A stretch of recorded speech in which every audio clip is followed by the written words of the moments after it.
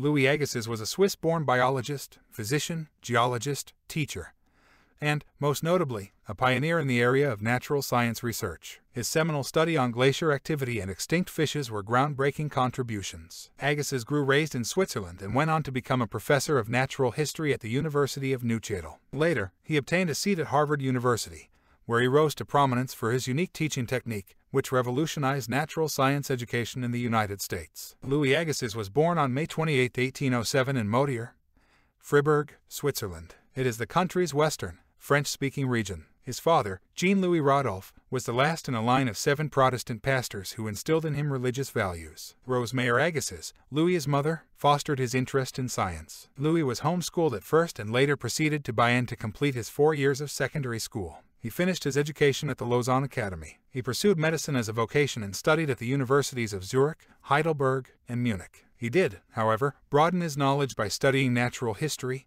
notably botany. Erlangen awarded him the Doctor of Philosophy degree in 1829. He got another doctoral degree, Doctor of Medicine, the following year at Munich. On December 16, 1831, Agassiz traveled to Paris, where he met Alexander von Humboldt and Georges Cuvier, who became his mentors and were responsible for establishing his geology and zoology careers, respectively. While his prior studies had not been centered on ichthyology, the field of zoology that deals with fishes, it was soon to become the focal point of his life's work. Agassiz had 2 marriages. His first wife died in Switzerland, leaving him with 3 children. In 1850, he married for the second time to Boston-born college instructor Elizabeth Cabot Carey. After settling in the United States, his 2 daughters and son, Alexander, joined him. After the death of Cuvier, one of Europe's most recognized naturalists at the time, and with von Humboldt's assistance, Agassiz got a teaching position at the University of Neuchâtel in Switzerland, not far from his birthplace. For the following 13 years, he spent the most of his time focusing on various paleontology,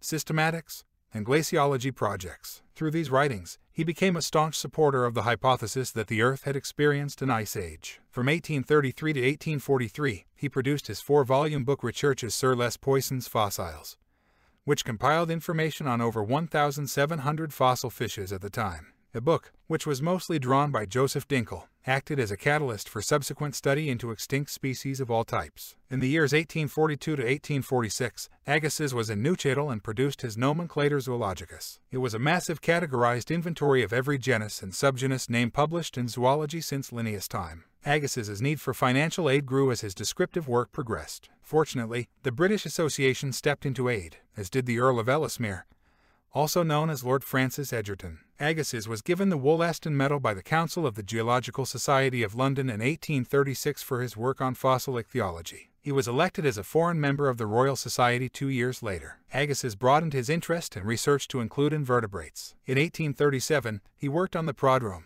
a thorough study of current and fossil marine organisms known as echinodermata such as sea stars, sea urchins, sand dollars, and sea cucumbers. The first installment was released the following year. The second portion was published by Agassiz between 1839 and 1940, and the Critical Studies on Fossil Mollusks was published between 1840 and 1845. Agassiz visited the United States in the fall of 1846, thanks to a grant from the King of Prussia. His dual goals were to study the natural history and geology of North America and to give lectures at the Lowell Institute in Boston on invitation from John Amory Lowell. His talks were so successful that he was subsequently given a chair at Harvard University, which he accepted because of the scientific and financial benefits the job provided. He settled in Boston and lived there till the rest of his life. Agassiz was named a foreign honorary member of the American Academy of Arts and Sciences in 1846. Agassiz was one of the first American biologists to achieve worldwide acclaim. He had the opportunity to train future renowned scientists at Harvard and was possibly the most influential man in the 19th century on the future trajectory of American biology and geology. He was well known at Harvard for his Ice Age speculations and his refusal to embrace the theory of natural selection. Agassiz's Lowell Institute lecture engagements led to the formation of the Lawrence Scientific School at Harvard University in 1847,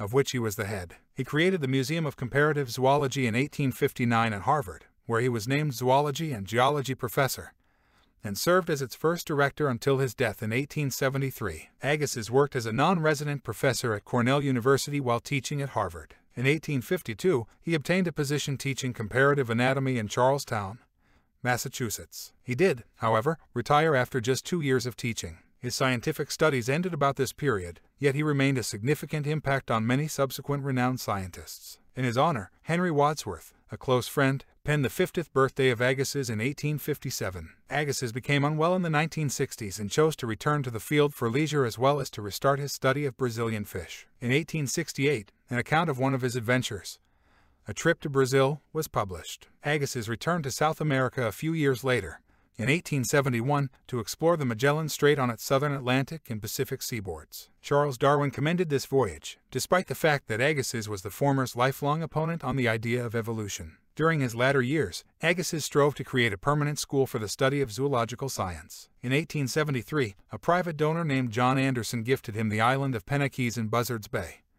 Massachusetts, together with $50,000 to create a practical school for the study of marine biology. It failed, however, not long after Agassiz died on December 14, 1873, at the age of 66. Agassiz made several scientific contributions. Nonetheless, he was modest about his accomplishments when he stated in 1869, "I have spent my whole life to the study of nature, and yet a single syllable may represent everything that I have done. All I've proved is that there is a correlation between the succession of fishes in geological time and the various phases of their formation in the egg."